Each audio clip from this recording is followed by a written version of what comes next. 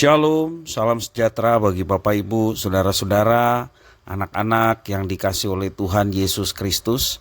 Berjumpa kembali bersama saya Pendeta Eka di dalam renungan firman Tuhan pada hari ini, hari Senin 25 September 2023.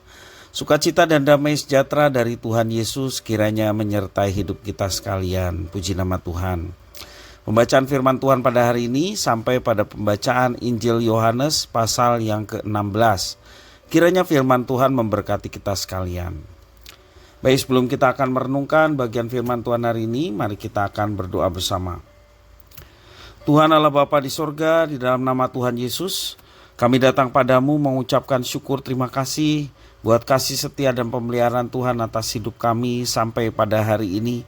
Biarlah semua kebaikan Tuhan yang kami alami membawa kami semakin mengenal pribadi Tuhan, dan pengenalan akan Tuhan membuat kami semakin taat akan firman-Mu dan terus melakukan segala apa yang dikehendaki Tuhan dalam hidup kami.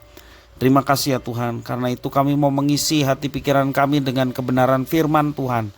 Kau yang mampukan untuk kami dapat memahami serta menerapkannya dalam hidup kami. Terima kasih Bapa, terpujilah nama-Mu. Demi nama Tuhan Yesus kami berdoa. Haleluya. Amin. Saya akan membacakan firman Tuhan bagian perenungan kita hari ini di ayat pertama sampai 15 dari Yohanes pasal 16. Demikian firman Tuhan. Semuanya ini kukatakan kepadamu supaya kamu jangan kecewa dan menolak aku. Kamu akan dikucilkan. Bahkan akan datang saatnya bahwa setiap orang yang membunuh kamu akan menyangka bahwa ia berbuat bakti kepada Allah. Mereka akan berbuat demikian karena mereka tidak mengenal baik Bapa maupun aku. Tetapi semuanya ini kukatakan kepadamu supaya apabila datang saatnya kamu ingat bahwa aku telah mengatakannya kepadamu. Hal ini tidak kukatakan kepadamu dari semula, karena selama ini aku masih bersama-sama dengan kamu. Tetapi sekarang aku pergi kepada Dia yang telah mengutus aku, dan tiada seorang pun di antara kamu yang bertanya kepadaku, kemana engkau pergi? Tetapi karena aku mengatakan hal itu kepadamu, sebab itu hatimu berduka cita. Namun benar yang kukatakan kepadamu adalah lebih berguna bagi kamu jika aku pergi, sebab jikalau aku tidak pergi, penghibur itu tidak akan datang kepadamu. Tetapi jikalau aku pergi, aku akan mengutus Dia kepadamu. Dan kalau Ia datang, Ia akan menginsafkan dunia akan dosa, kebenaran dan penghakiman. Akan dosa karena mereka tetap tidak percaya kepadaku. Akan kebenaran karena aku pergi kepada Bapa dan kamu tidak melihat aku lagi. Akan penghakiman karena penguasa dunia ini telah dihukum. Masih banyak hal yang harus kukatakan kepadamu, tetapi sekarang kamu belum dapat menanggungnya. Tetapi apabila Ia datang, yaitu Roh kebenaran, Ia akan memimpin kamu ke dalam seluruh kebenaran, sebab Ia tidak akan berkata-kata dari dirinya sendiri, tetapi segala sesuatu yang didengarnya itulah yang akan dikatakannya, dan Ia akan memberitakan kepadamu hal-hal yang akan datang. Ia akan memuliakan aku, sebab Ia akan memberitakan kepadamu apa yang diterimanya daripadaku. Segala sesuatu yang Bapa punya adalah aku punya. Sebab itu aku berkata, Ia akan memberikan kepadamu apa yang diterimanya daripadaku. Bapak Ibu, saudara-saudara yang dikasihi oleh Tuhan Yesus Kristus, sendirian kadang bisa sangat menakutkan. Apalagi jika ada kemungkinan bahwa bahaya sedang mengintai. Oleh karena itu, seringkali orang sangat membutuhkan teman jika harus melewati jalan yang sepi, jalan yang gelap, apalagi jalan yang berbahaya. Yesus tahu bahwa murid-muridnya akan mengalami penganiayaan semata-mata karena mereka adalah pengikut Yesus. Yesus memberitahukan hal itu supaya mereka siap jika tiba saatnya. Yesus pun memberitahukan bahwa Dia tidak akan ada lagi bersama dengan mereka secara fisik. Dua berita dalam dua perikop ini sungguh mengejutkan dan menakutkan para murid. Bagaimana para murid bisa menjalani hidup tanpa Yesus, terlebih lagi dalam penganiayaan. Yesus sudah tidak ada, mereka akan mengalami penganiayaan. Itulah satu situasi kondisi hati ketika mereka mendengarkan apa yang disampaikan oleh Tuhan Yesus.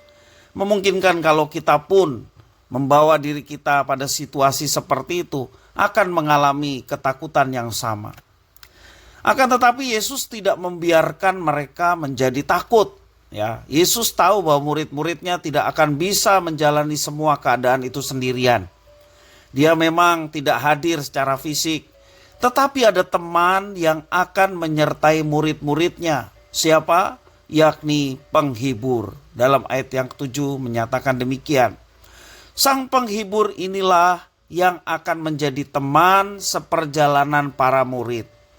Berita menakutkan di bagian awal ternyata diikuti dengan jaminan bahwa pengalaman menakutkan itu tidak akan mereka jalani sendirian atau hanya dengan kekuatan mereka sendiri. Sungguh, Tuhan tidak pernah menjanjikan hidup yang serba mudah dan juga tanpa masalah. Dengan terus terang Yesus menyebutkan bahwa kesulitan bahkan penganiayaan adalah bagian yang tidak terpisahkan dari kehidupan murid-muridnya atau setiap orang percaya.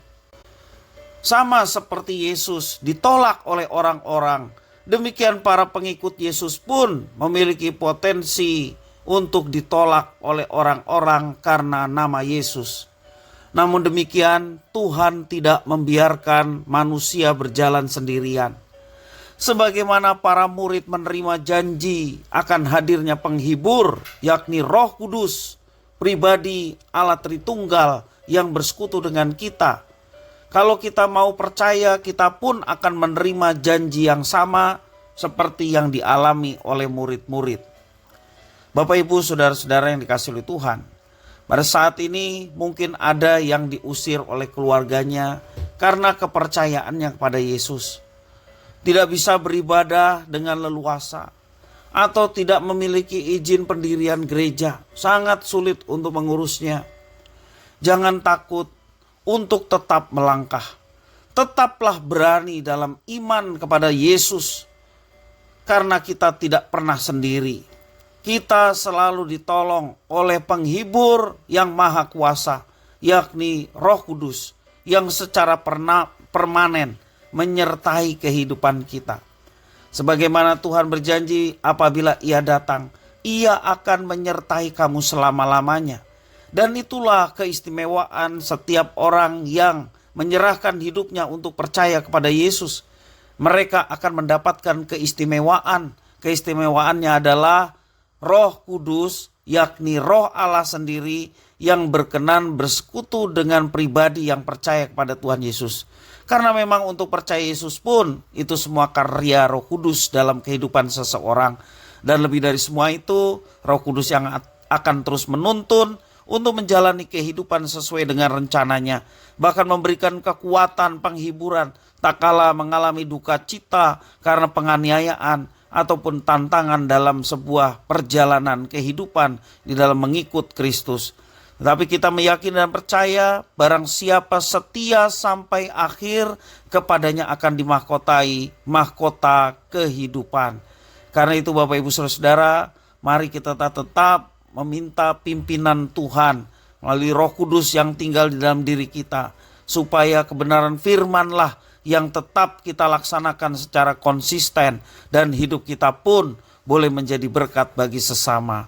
Percayalah, segala sesuatu yang kita kerjakan untuk kemuliaan Tuhan tidak akan pernah kembali dengan sia-sia, tetapi sungguh dapat mendatangkan berkat baik bagi pelakunya, yakni murid-murid Kristus, maupun juga setiap orang yang boleh berelasi dengan murid-murid Kristus. Mereka pun akan terberkati melalui keadaannya.